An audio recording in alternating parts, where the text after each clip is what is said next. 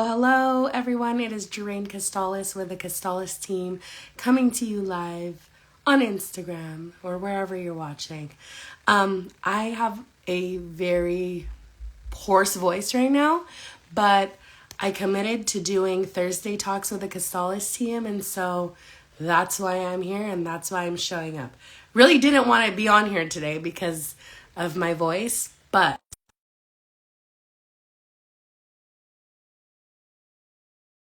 of I don't know, how long have we been married? 11 years?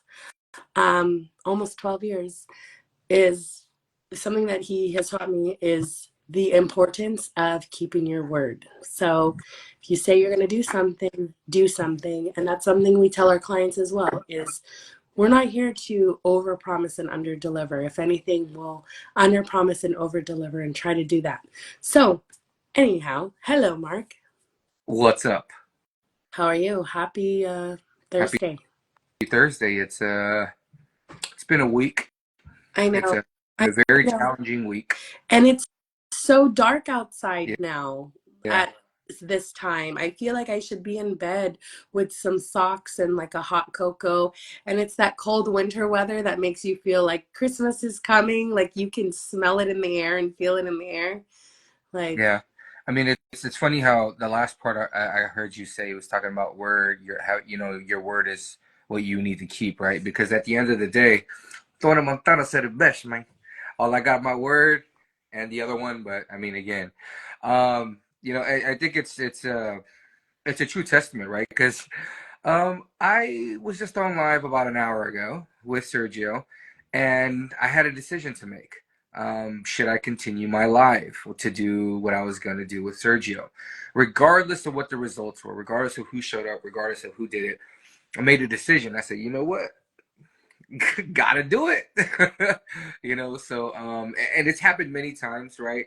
I remember I got struck by my boat, and I told people that I would drop my boat off and I would go to a signing. I didn't. I went through all of that, and then I went to the hospital around 1 o'clock in the morning. So I try my best to be at my word.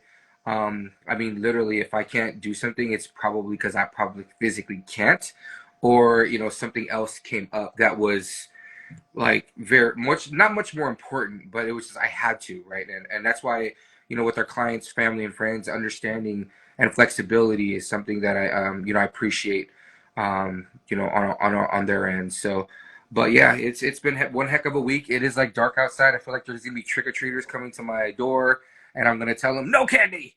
But yeah, what do we have for discussion today? so we just got back from Frisco, Texas at the Tom Ferry Team Leadership Retreat. So I figured we would share some golden nuggets and things that we have learned, over those past couple of days. For anyone that doesn't know, Mark and I are in this real estate coaching program, number one coaching program in United States, Canada. And we've been in this coaching program for a while now. And we go to several conferences throughout the year. But this one was an exclusive one for team leaders only. So it was very, very intimate. I mean, maybe how many hundreds of people? Just a couple hundred of people, Yeah, maybe? very intimate. I mean, we're talking under 400 people. Yeah, so not a lot of people, not a lot of people, but very high level, because you just have team leaders on there. So we definitely learned a lot. And I love how the things that we are learning align with our business, but also our personal life. Is there anything that jumped out at you, Mark, that you wanted to share? Maybe like the overall theme or something that just really jumped out at you? I mean, I think that there's been a lack of education to realtors that need to kind of know. I'm not telling you to join a coaching program like us. I'm not telling you to, spend tons of money on, on how to run your business. I'm telling you that at least get with somebody that's been successful in the business and talk to them, right? Because I mean, I see, and I hate making fun of them. It's just, I mean, I could tell demographically certain areas of the Bay Area, the caliber of agent that's out there. And sometimes I get surprised. I'm like, wow, I can't believe that this agent that's been in the business for so long, um, and the quality of work that they put out was just like almost made me think like, really? Like I expected so much more, you know? So, but I mean, I think we go to these things, right? Just so that we can elevate ourselves and learn certain things. I think what jumped out at me the most was actually a person. Um, the guy, the keynote speaker, Rory Vaden. I don't know who this guy is. Evidently, he's one heck of a speaker, but also, a guru when it comes to, mindsets and stuff like that. And I like to follow people that have a strong mindset, but also have a very strong faith based, right? And I had asked a question to him because at the end of the day, he mentioned, a lot of this business stuff and, mixing business with, with our faith is something that it's intertwined. And anything, and the nucleus of our business is faith, and it is our Lord and Savior Jesus Christ. So it's like I want to make sure that we make decisions based on, you know, um, God, is this the what you should have for us, right? So, and I asked a question. I said, what was the turning point in your business or in your situation in life that made you made a complete 180, going from hitting rock bottom all the way up? And he answered it. It took almost like 15 minutes for him to answer the question, but it was a story he had put together. And I think I asked a very riveting question because a lot of people after that were like, hey, that was one hell of a question you asked.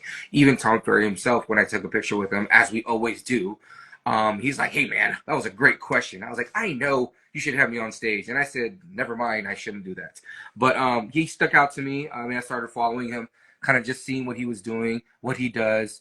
I'm just kind of impressed that, it's always surprising to see that when a believer is also in the state of business that you're in, or even at a higher level, you just give like high fives to God to put him in our way, So, that's what stuck out to me. That was a big one for me. Yeah, so for if you don't know, Rory Vaden, he's a self-disciplined strategist, co-founder of the international trading company Southwestern Consulting, and a New York Times bestselling author.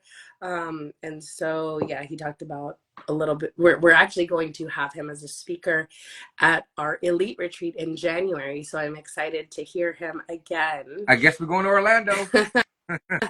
Yeah, that's in Orlando in January, so excited. And if you don't know, Mark and I go to at least 4 conferences a year. Um, and we just take what we can get from them, and yeah, I want to share with you. And if you don't know who Rory Vaden is, just to give you a little bit more backstory of Mark as he's eating on here, is he grew up, I think he said, in the trailer park. His mom was a single mom. He had a brother, and basically said, his mom said, you're going to have to figure out a way to go to college because I am never going to be able to afford to send you. And so that was just very inspirational, hearing him talk about how he, is now in these circles and he's coaching celebrities. And yeah, so that was a question that Mark had asked, how he made that transformation. And so I think that was such an impactful question and answer that he gave. And yes, he definitely brought God into the equation. And I know sometimes people don't like that, but I mean, you're listening to someone's story, so listen to it. Um, Yeah.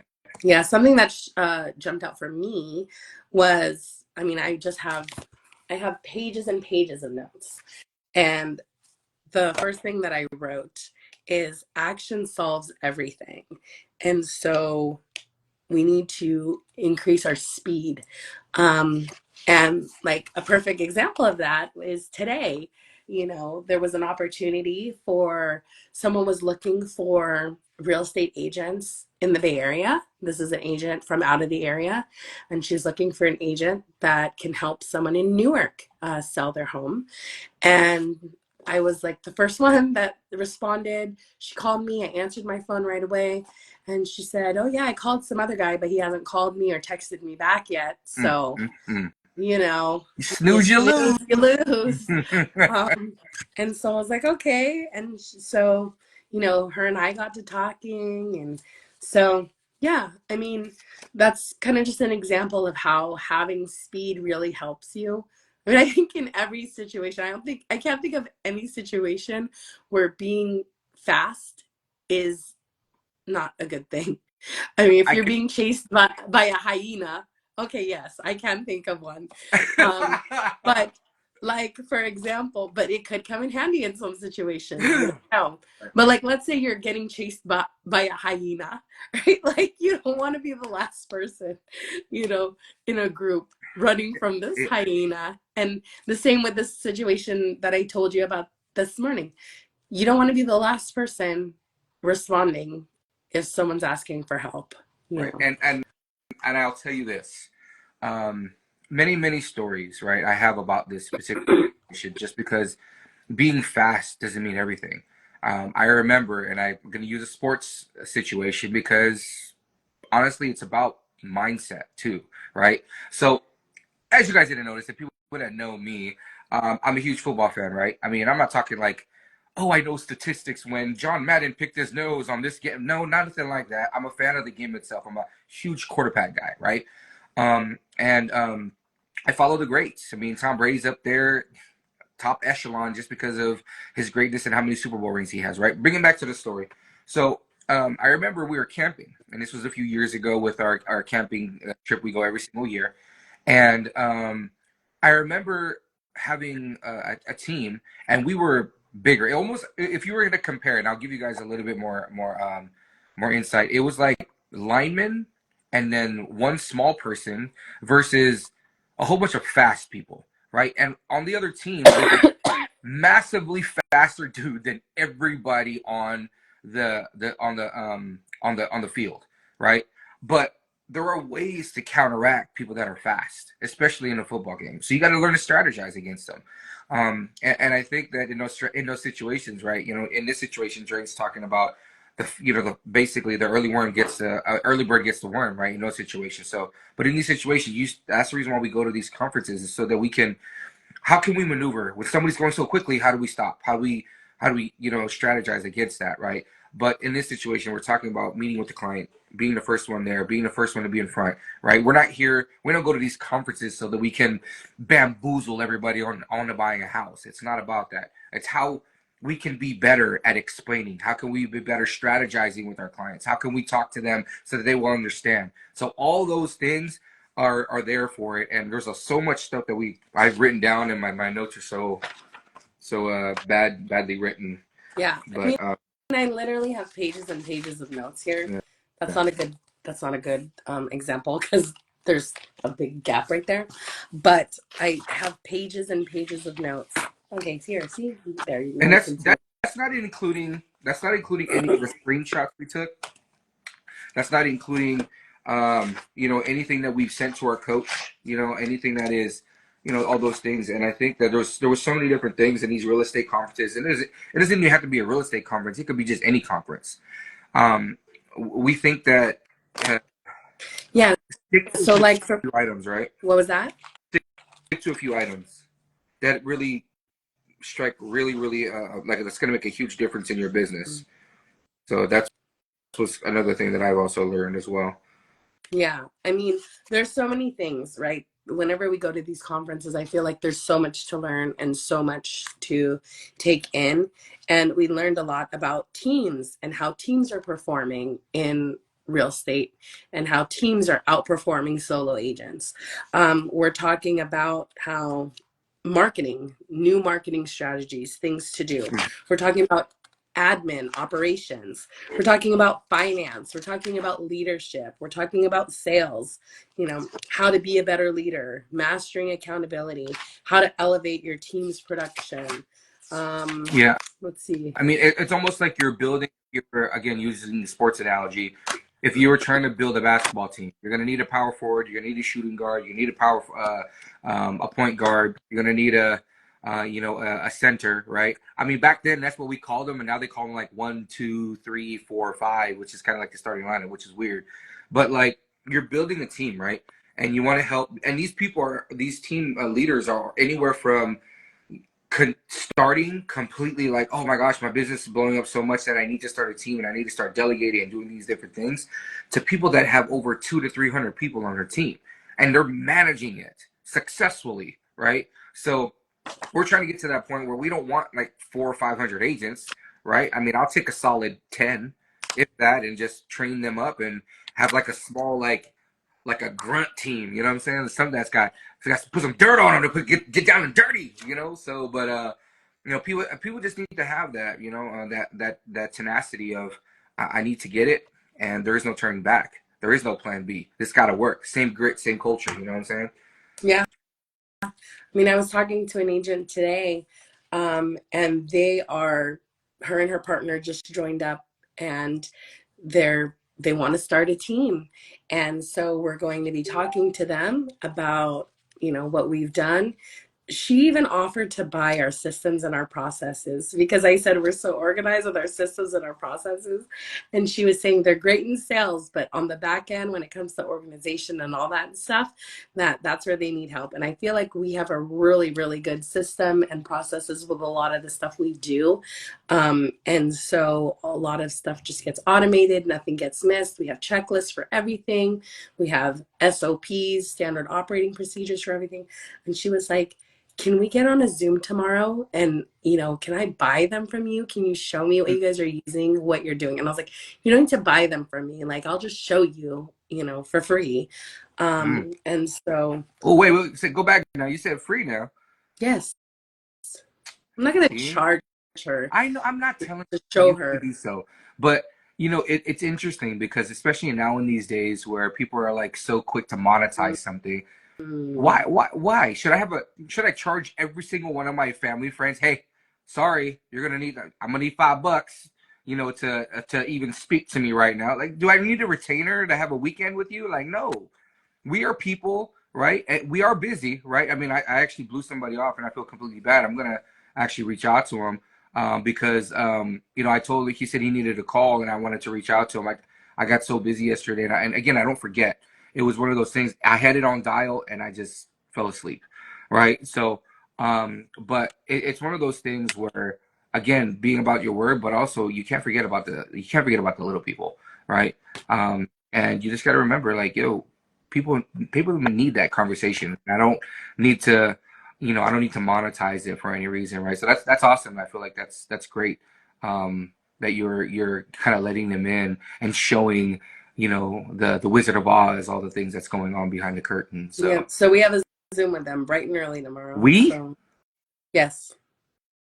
I didn't know I was part of this. I got to go to the office tomorrow morning. Well, then What? you'll be ready bright and early, 8 a.m.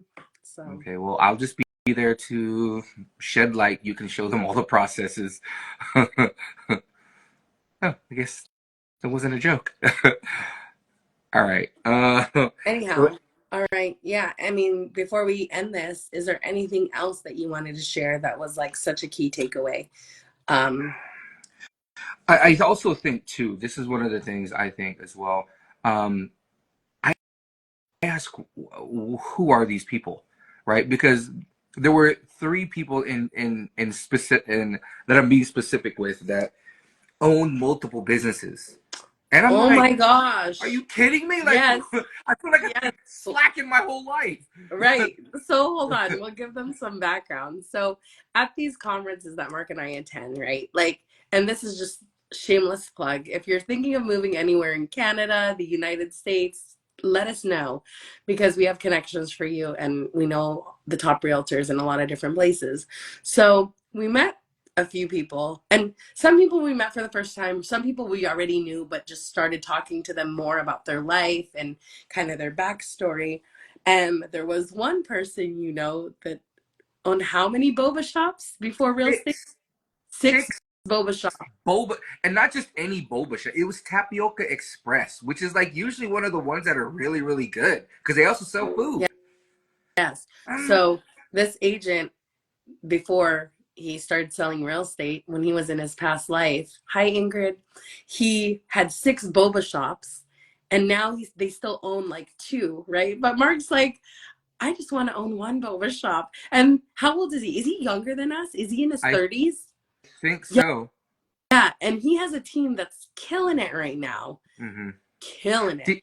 And so we're like, oh my gosh, we need to level up our goals because and then we met someone who was like an owner of like Sears, corporation and sold off his businesses. He would travel to different locations. And we were like, okay, All right, like, it can't be possibly any worse than that, right? Yeah, what and do then you we mean met this. worse than, what are you And talking then, about? no, I mean, not worse, but I mean, it can't be like, oh, okay, yeah, dang, that's another person, right? And then we met another couple, right? Go ahead, tell them about that.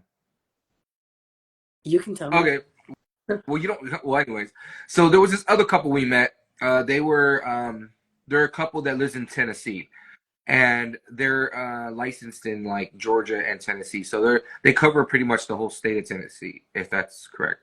But they Oh were yeah, telling and me, they're setting up different brokerages, yeah, right? And yeah. offices So they in have their own different brokerage, states. right? Yeah, And, and again, they are probably our age or younger, right? 30s or so these yeah, people started, yeah. you know, But it's probably in their like, 20s or 30s.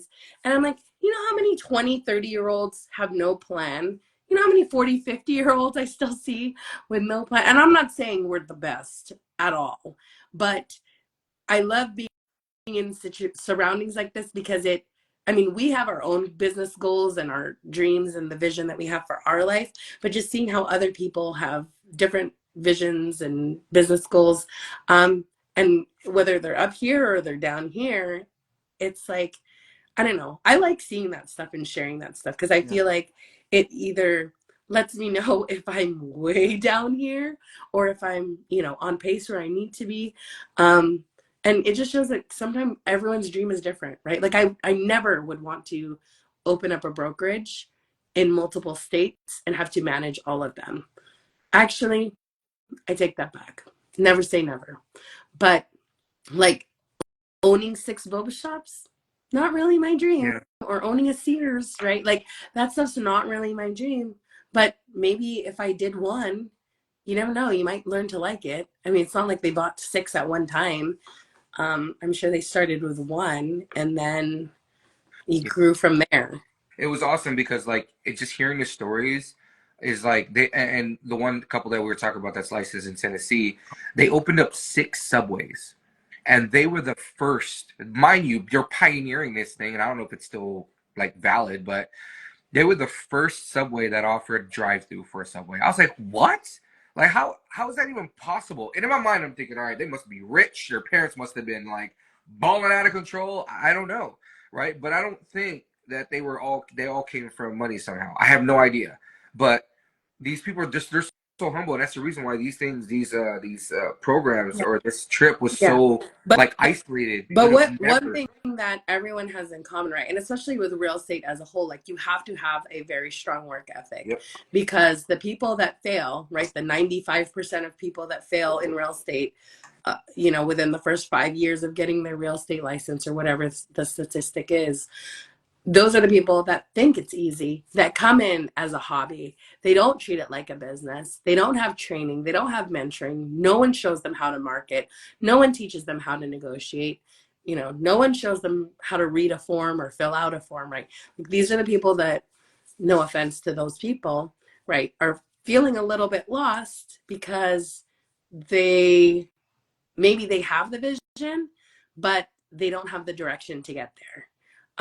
Or maybe they have a vision, but they don't have the work ethic, right, or the resources to get there. And so I feel like it's a combination of a lot of different things in order to be successful in real estate, but work ethic for sure, because I know the restaurant business is not easy. Owning a franchise is not easy.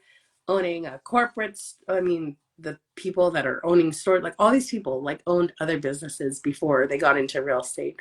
Yeah. Um, and then there's some people that real estate is their first business that they've ever owned, right? So Like us. just interesting to see all the different, yeah, Yeah.